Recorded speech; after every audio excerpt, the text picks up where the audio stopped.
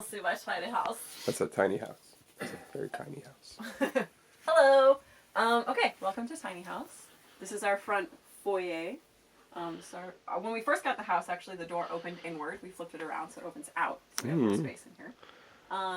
Let's see, what can I show you starting here? These are our storage benches, which is also our dining room.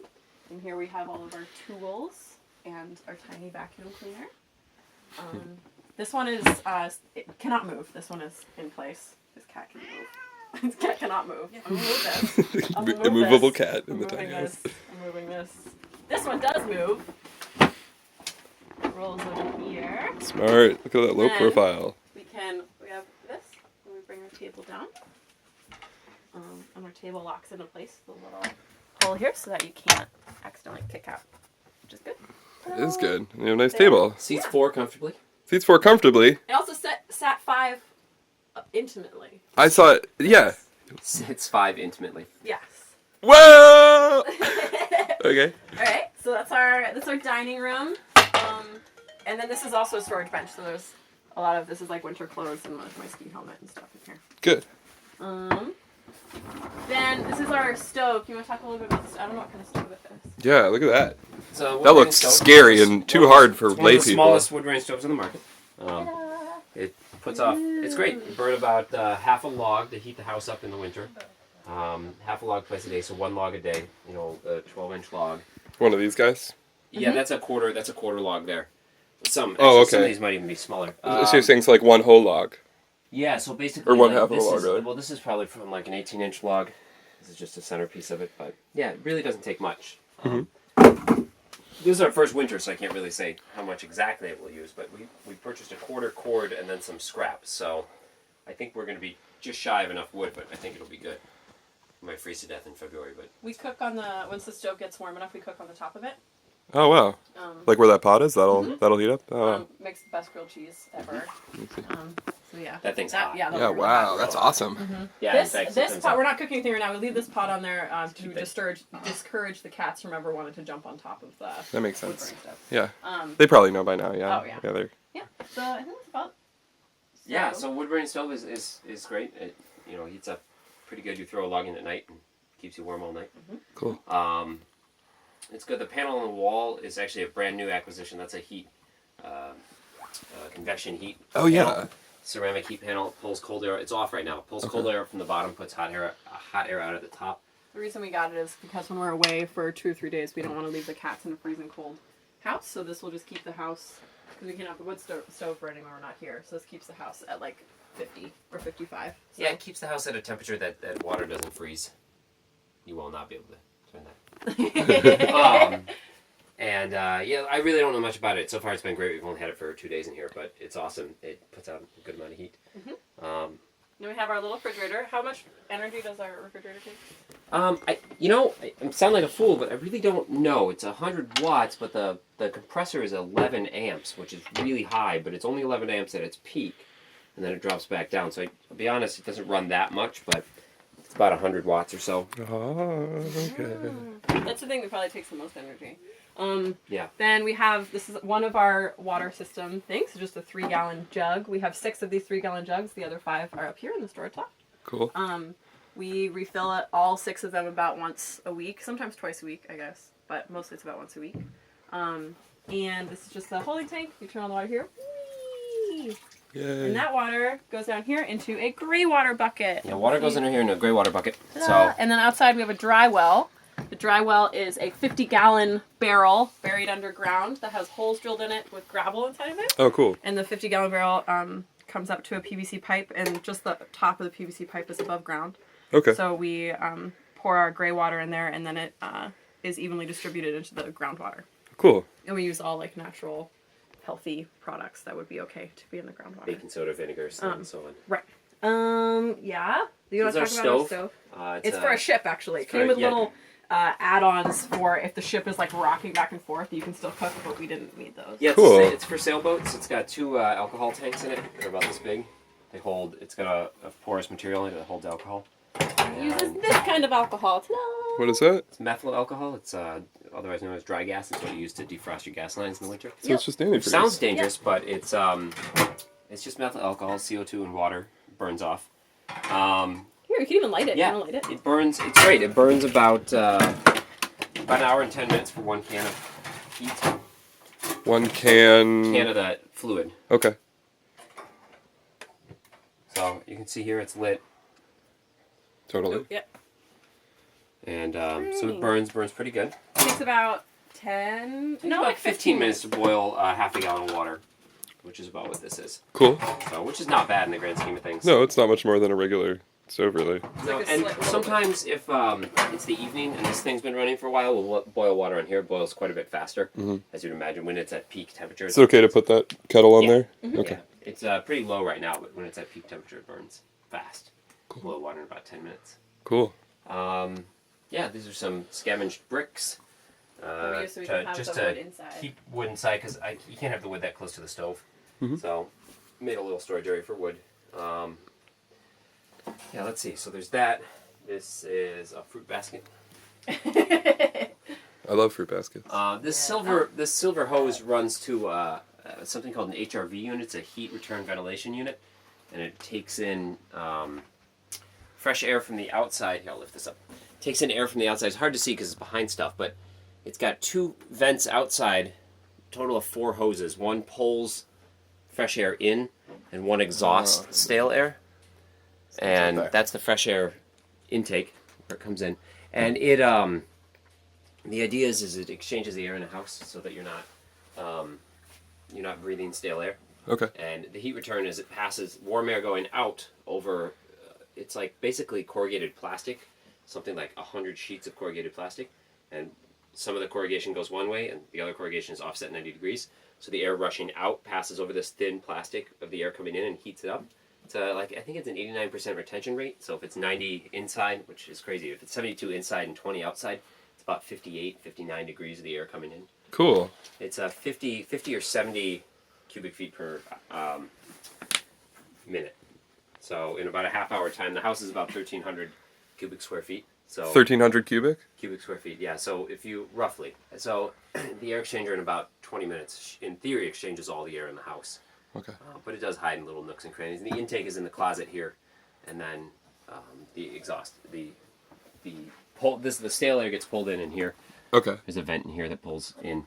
And this is our storage closet, which is very dark. Yeah. Yeah, just all our clothing. It's all our clothing, socks, and underwear, and shirts, and such. Cool. Yeah, you guys like what, books? Yeah, and Books. books. And then this Mostly, is- mostly comic books. This is our regular closet here, which is just storage. It's nice. The open air is nice. Keeps things from getting stale. Sure. I like to put a couple of vents in the back side of the closet so the air is passing through. There's a vent here, a passive vent that you see on this side. The idea being that once the air intake is in the bathroom, the stale air intake is in the bathroom, it would suck fresh air in through here as well as around the corner. So this is it's the just- bathroom. Yeah, so this is the bathroom, which is the most probably interesting portion. Dude, yeah. So that's the toilet, airhead toilet, compost toilet. Yeah, Airhead's the company. It's Okay. It's built for. It's supposed to be a shipboard composting toilet. So again, we did a lot of research into stuff for like, Shipboard? ships. Oh, Yeah, ship. like- yeah. Okay. To have on a ship. Or on like your little boat. So how that toilet works is it automatically separates liquids and solids, just like with where all the holes go. You can show the inside. Yeah, so this is Totally. pee and poop, and then the inside is 2 vents, 2 different outlets. Okay. Pee in the front here, and it goes right to the front tank. Oh, okay. And then the inside is composting, so the inside is all peat and poop and toilet paper, basically. Peat?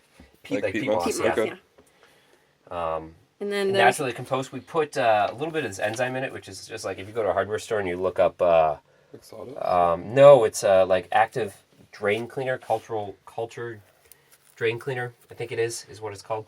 Not like Drano. Drano will destroy everything, but it's like an active bacteria that will slowly eat clogs in your drain. Cool. Or reduce your poop to dirt. Cool. There's It's supposed to sit little- 6 months. If you're gonna compost it, the rule of thumb is 6 months before you put it in anywhere. So Right. how there's no smell is that there's a little mesh screen over there, and that pulls in air. There's a fan inside. It pulls air over your solid waste, and it pulls on the moisture and smell out across the solid and through this tube and then outside. Yeah. And there's It's a vent. zero smell. yeah, zero smell. There's a fan on the wall, and then the vent on a ship you would just vent it right outside. But here we have it going up above the house. Nice. Because there's a window upstairs in the loft. I didn't want in the summertime for it just to be pulling stinky toilet air back in the Yeah. house. So it vents above the house. The pipe is also painted black. Somebody told me you get passive ventilation that way because the pipe heats up, especially in the summer. It gets really hot. It sucks the cold air, so it's quicker on the fan. Cool. So it'll pull air out faster. That's really smart. Is the pipe on the outside of the house? Is it like in the board? Okay. Yeah, it's outside. And the fan is like here? Fan is in the wall. It's about this big. It's basically like an event fan you'd find on like a computer. Wow, okay. It's very low. I mean, it's plugged in here on this white cable. Sure. I'm not proud of this electrical box, but this is our current electrical situation. It's gonna get better. So it should have a breaker. It should have a breaker. The breaker's here. If I hit this orange switch, the house goes dark. Cool. It's one 20 amp circuit. One 15 amp, 120 volt circuit. I'd say the max we ever draw in this house at one time is about 12 amps. And that's with everything running at once. It spikes when the compressor kicks on the refrigerator, but it's minimum enough that it doesn't A, trip the breaker, or B, is hazardous. Yeah. That wall heater, the reason that one is there is it's only 400 watts, which is only 3.3 amps. So it's very low amps, which is nice. You can't have like this space heater, which we never really use on its high setting, is 1500 watts, which is like 11 amps, which is pretty significant draw. They're probably just gonna get rid of that soon. Yeah, I mean it's really just protecting that corner at the moment. Yeah. Cool. The shower system is set up really wonderfully with this. This is just a modify. We actually read this online. Another couple that owns a tiny house talked about doing this. It seemed brilliant. So this is just basically a weed sprayer. Excuse me. It's just a pump, and the pump goes into the top like you would. If you've ever sprayed for weeds, you have to have pressure behind whatever pesticides you're spraying. Yeah. But it was never used. It's brand new. So we put about a gallon to a gallon and a half of room temperature water in it. And then you put in the summertime you can do half a gallon of boiling water. In the wintertime you need a little bit more, like 3/4. Okay. Just put boiling water and mix this with whatever the room temperature. If the fire has been going for like 2 days, it'll be a hotter shower. You need less boiling water. Sure. But yeah, and then we just modified it with a regular shower head. So it had 4. We plugged. This is the trigger. Yeah, this is the trigger. On water. So this is on and off. That way you're always. So this is the part where you add Yeah. it, So like- normally there's like a long pipe here with a little like spray nozzle, so you can get Right. down and like spray the weeds. But we've just put the shower head on. Awesome. And it works. It's like a lot of step-up rings, but it works. It works out great, actually. Does that thing hang up? Surprisingly great.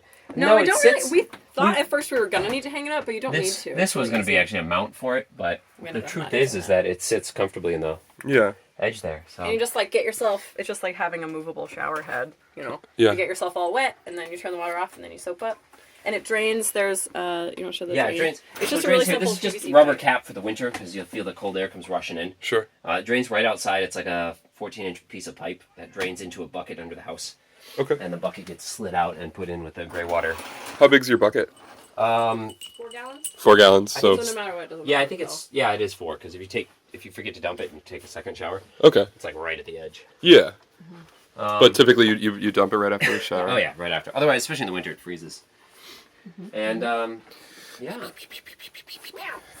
So these are the cat steps. Yeah, these are the cats. This was a lot of like building in how can you maximize space without maximize space with minimizing spatial usage, like this ladder, for example. Yeah. It's hard because it's a straight vertical ladder, but once you get used to it, it's no big deal. Versus a ladder that's tapered. Most ladders are tapered Yeah. because it's more natural. But a Yeah. tapered ladder is going to come out. You'd have to move it. You wouldn't be able to open this drawer. Yeah. Yeah, I've seen some houses where they'll have like a bar here that the ladder can slide on, which is Sure. awesome. It's just the way this house is designed. It's easier to have just a fixed ladder. Yeah, I don't Plus, the think light- it may it's nice make a when the big front doors difference. open or the windows open. The light comes through back to here. Yeah, That is nice. little things. The wall is white with a mirror on it, which when you walk in makes the house feel larger. Also, we've discovered that unknowingly we created a bathroom, a legitimate bathroom, and that room itself is really a nice space. Like you feel like you're in another room because you have to go kind of loop around Right. back there. But it doesn't decrease the size of the house, especially because when you walk in, you can see this back corner. Right. You get this See the whole distance. Also, thing. the house is very tall, which helps. Yeah, and you were saying that the bathroom, did it used to be here? Yeah, it Yeah, used to be so the closet. Right. to There be used that. to be there was no electricity. There was no water set up at all. None. We put in the sink. We put in all of anything that has to do with either electricity or water. For the bathroom, what the guy had was a 5-gallon like Home Depot paint bucket with a toilet lid on top of it. Okay. And that was where the closet is now. And he had a twin bed built into the wall where the bathroom is, and he wasn't really utilizing this upper loft for anything. So that's like he was sleeping right next to his bathroom, and like the smell and everything all the Yeah, time. and he used lime and sawdust, which is fine. I think lime is pretty potent stuff. We didn't want to use. We want to be dumping lime everywhere. Yeah. It's great. I mean, if you have like an outhouse or something, it's one thing. But I mean, if you're shitting in a bucket in a house, you got some serious problems. Yeah. So the toilet runs about $1,000. Okay. It's totally worth every penny. Every penny that goes in, it's absolutely worth it. It's great. It contains. Imagine having a tiny house like this with a stinky toilet. I mean, it's just like you don't smell any toilet smell in here ever. Yeah. Ever. Even if somebody goes to the bathroom and there's people here, you don't smell it because it's vented to the outside. So And I can odors are getting pulled attest right to out. this. Yeah. Yes, Yeah. exactly. It's happened. Yeah. I mean, it's a great setup. It's always learning. You're always learning different things. What works, what doesn't work. Right. Yeah, so we sleep up there as evidence. Yeah, I'm gonna go up there and look at the sleepers. These are just some friends. They have a little handle right here. That's really cool. They had a second handle, but sometimes they bump their knee on it, and so they decided one handle is the way to go. There's a little porthole These window are in there. these are my babies. That's a Jesse and one Fred. Jesse, did you say mm-hmm? Has a little window. Look, and they have a nice little aero mattress. Good job, Fred. Try not to move, honey. They have a little. They actually have a projector. What we just got a tiny little projector for this hooks on the chair. I think it was the other way. Upside down. The other way. This literally was just installed today. Yeah, Like, just we figured this today, out like 5 hours ago. Help. Long It's arm. like such a perfect, tight little attachment. There we go. And then the projector sits on here, and then this is the And then- projector screen. Show them how the projector screen when you gotta get in. Yeah, and so it's set up. Oh, you know what? I don't think it's plugged in. That's okay. No. Oh, that's okay. That's to okay. still gain access to the loft. We have a pulley system set up that you can hook the screen up. And I have to cut the corners off of the screen to match the angle of the roof Okay. to pull it level. If that makes sense, to pull it parallel to the floor. Yeah. Right now this is as high as I can go because the corners bind themselves onto the roof. But then that gives us access to up here. The screen also is like super light. It's just some thin plywood and some small little 1x3s. Oh, okay. So that being said, the other thing you can do is you can just take the screen down, piece of cake. Oh my if you gosh. need to get into the loft. So it's on a couple of hooks and eyes and. Oh, the cat's about to go up there, I think. Oh yeah. Cool. Look at Maybe, cat in maybe we can action. stop. Cat's No, gonna get lazy. Don't look at me. I'm shy. I'm fat. Oh yeah. I didn't think that was gonna go up that easily. Yeah, it's quite awesome. It's lightweight. The whole screen probably weighs, 13 pounds or 14 pounds. Probably, I'd say 12 and a half. 12 and a half. Oh, Fred's awake. Just to make some arguments. I'm trying to think of anything else. 12 and a half. Oh, I don't think so. We have it's 4-inch insulation on all of the. On all the walls. Yeah. Yeah, it's standard 16 on center construction, so it's 2x4s on end, like you would build any room in Okay. any foundation building. It's heavy because of that, but it's definitely durable. It's got Roxel, is that it? Mm-hmm. Roxel insulation. It's like an R18 insulation, so pretty insulated. So if you get this fire going, it'll stay livable in here for probably 14 hours, and then it starts to get a little chilly. But we left for 4 days once. We took the cats, and there was no heat source in the house, and most of the liquids froze solid. It was well below freezing. Okay. So it definitely. But that was with no heat. That was Like, with we no didn't have heat, that so like thing. it gets Right. the heat leaves like any building. There's no. The only way to really build something is to build another structure around this structure. That would be like if you built a house around a house. That's how you super insulate. Like Then you would have 2 houses. house. Yes, you would. But yeah, so it's 2x4 construction, and it's good. I mean, it's the guy who built it knew what he was doing. He's built many homes, well, three other homes in Maine, so he's used to building for this sort of climate, Sure. which is helpful. And then okay, what else was there? Where do you dump your waste? I think I told you it was a dry well. The dry well, Oh, the waste, you gray mean from the water. toilet. Yeah, gray water goes in the dry well. Any black water like urine or the solids tank. There's actually a holding tank, which is the Septic. first part of a septic tank. Okay. That we just dump into. It's 1,000 gallons, so we could fill it for 10 years, and we've dumped the solid thing twice in 6 months. Okay. I mean, it doesn't fill up. You also, the other thing that I think always gets forgotten is that we're not here that much. We both work full time, so we're both out. You know, you leave. Both of us are gone by usually 8 a.m. and we're not back till about 7 p.m., 8 p.m. So we're really only here for maybe 12 hours, 14 hours a day. Sure. So you're not producing a lot of waste here. You produce it at work and that sort of thing. So that's one of the other factors that goes into it. But I mean, the compost functionality and everything is amazing.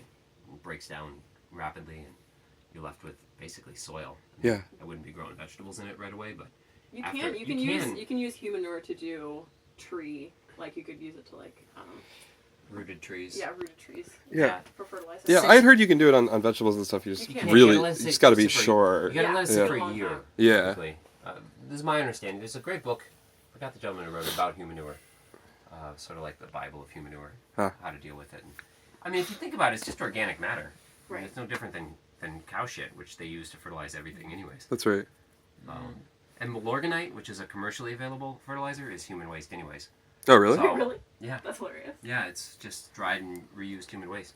Cool. So they've been doing it for years. It's not like it's anything that hasn't been used before. Right. You crazies, you hippies, didn't Well, no, invent it. I actually used to work for that company. It was a great job. Milorganite?